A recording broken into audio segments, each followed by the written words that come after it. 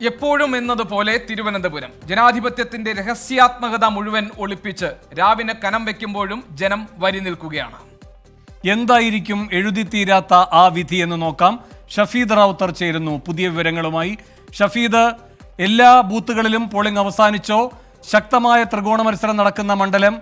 എന്താണ് തിരുവനന്തപുരത്തിന്റെ ഒരു മനസ്സ്? എങ്ങനെയാണ് ഈ പോളിംഗ് ദിനത്തിൽ അവരത് വ്യക്തമാക്കുന്നത്? വേണു, നമുക്കറിയാവുന്ന പോലെ തന്നെ മൂന്ന് മുന്നണികൾക്കും ഒരേപോലെ പ്രതീക്ഷയുള്ള ഒരു മണ്ഡലമാണ് തിരുവനന്തപുരം. മാത്രവുമല്ല, കഴിഞ്ഞ ലോക്സഭാ തെരഞ്ഞെടുപ്പുകളുടെ ചരിത്രം പരിശോധിക്കുകയാണെങ്കിൽ അടിയൊഴുക്കുകൾ, മാത്രവുമല്ല അവസാന നിമിഷത്തെ ചില നീക്കങ്ങളടക്കം നിർണായകമായ ഒരു മണ്ഡലത്തിൽ പോളിംഗ് ശതമാനം പരിശോധിക്കുകയാണെങ്കിൽ തിരുവനന്തപുരത്തെ സംബന്ധിച്ച് അതിന്റെ പോളിംഗ് പൂർത്തിയായിട്ടില്ല. പല സ്ഥലങ്ങളിലും പല ബൂത്തുകളിലും ഇപ്പോഴും നീണ്ട ക്യൂവും തെരഞ്ഞെടുപ്പ് പ്രക്രിയയും പുരോഗമിക്കുകയാണ്. പക്ഷെ അപ്പോഴും ഏറ്റവും ഒടുവിൽ വരുന്ന കണക്കുകൾ പരിശോധിച്ച് നമുക്ക് നോക്കാം. തിരുവനന്തപുരത്ത് 6:45 പുറത്തു വന്ന കണക്ക് പ്രകാരം പോളിംഗ് ശതമാനം 65.68 ആണ്. ഇനി കഴിഞ്ഞ തവണത്തെ കണക്കുകൾ നമുക്ക് പരിശോധിച്ചാൽ 73% പോളിംഗ് പോയിരുന്നു എന്നുള്ളത് ഏറ്റവും ശ്രദ്ധേയമായിട്ടുള്ള കാര്യം. 73.06 ആയിരുന്നു 2019 ലോക്സഭാ തെരഞ്ഞെടുപ്പിൽ തിരുവനന്തപുരം ലോക്സഭാ മണ്ഡലത്തിൽ പോൾ ചെയ്ത വോട്ടുകളുടെ ശതമാനം എന്ന് പറയുന്നത്. ഇനി മണ്ഡലം തിരിച്ച് നമ്മൾ നോക്കുകയാണെങ്കിൽ 5 മണിക്കാണ് മണ്ഡലം തിരിച്ചുള്ള ഏറ്റവും അവസാനത്തെ കണക്ക് തെരഞ്ഞെടുപ്പ് കമ്മീഷൻ അപ്ലോഡ് ചെയ്യുന്നത്. ആ കണക്കുകൾ പരിശോധിക്കുകയാണെങ്കിൽ ഏറ്റവും കൂടുതൽ പോളിംഗ് നടന്നിട്ടുള്ളത് കോവളം മണ്ഡലത്തിലാണ്. കോവളത്ത് 69.21% പോളിംഗ്. കോവളം നമുക്കറിയാം കഴിഞ്ഞ കുറെ ലോക്സഭാ തെരഞ്ഞെടുപ്പായി അല്ലെങ്കിൽ നിയമസഭാ മണ്ഡലങ്ങളുടെ പരിശോധിക്കുകയാണെങ്കിൽ UDF-നൊപ്പം നിൽക്കുന്ന UDF-ന് ആകെയുള്ളൊരു മണ്ഡലം തിരുവനന്തപുരം ലോക്സഭാ മണ്ഡലത്തിന് കീഴിലെ UDF-ന് ആകെയുള്ളൊരു മണ്ഡലം കോവളമാണ്.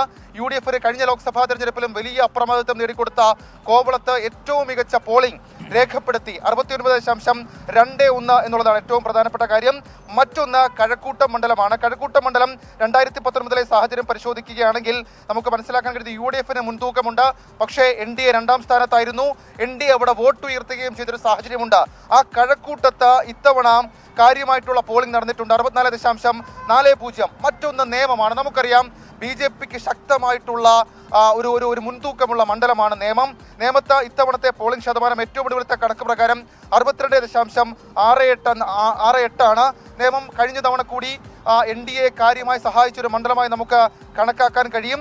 ഇനിയുള്ളത് തിരുവനന്തപുരം നഗരമണ്ഡലമാണ്. തിരുവനന്തപുരത്ത് ഇത്തവണ പോളിംഗ് ശതമാനം കുറഞ്ഞു എന്നുള്ളതാണ് കണക്കുകൾ വ്യക്തമാക്കുന്നത്. 54.32. അത്രയും ലോക്സഭാ മണ്ഡലങ്ങളിൽ ഏറ്റവും കുറവ് പോളിംഗ് രേഖപ്പെടുത്തിയത് തിരുവനന്തപുരം മണ്ഡലത്തിലാണ്.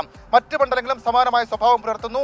ഇതിൽ നമുക്ക് മനസ്സിലാക്കാൻ കഴിയുന്നത് UDF അനുകൂല മണ്ഡലത്തിലും അതേപോലെ തന്നെ NDAക്ക് മുൻതൂക്കമുള്ള മണ്ഡലത്തിലും കാര്യമായിട്ടുള്ള പോളിംഗ് നടന്നിട്ടുണ്ട്. അതേസമയം ഈ തീരദേശ മണ്ഡലമായിട്ടുള്ള മറ്റ് സ്ഥലങ്ങൾ, അത് പ്രത്യേകിച്ച് നമുക്ക് എടുത്തു പറഞ്ഞാൽ ഈ നെയ്യാറ്റിൻകര അടക്കമുള്ള സ്ഥലങ്ങളിൽ കാര്യമായ പോളിംഗ് ഉണ്ടായിട്ടുണ്ട്. അപ്പോൾ മൂന്ന് മുന്നണികൾക്കും പ്രതീക്ഷിക്കാൻ